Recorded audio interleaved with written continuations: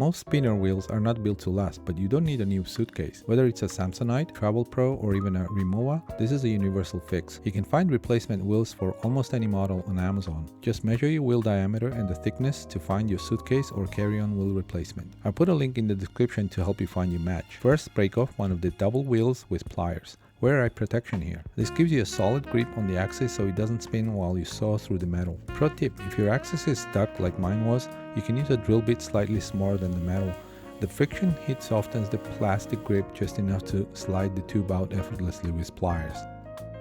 Clean up any plastic flash or burrs with a utility knife. You need a perfectly flash surface so that the new wheels can spin freely without any obstruction.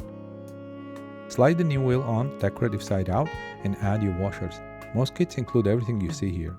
Thread the bolt with the blue Loctite and tighten both sides simultaneously using the included Allen keys. This ensures the hardware won't vibrate loose on the cobblestones. Finally, add the decorative wheel covers. Simply align the tabs and press until the covers snap in. Repeat on the other side.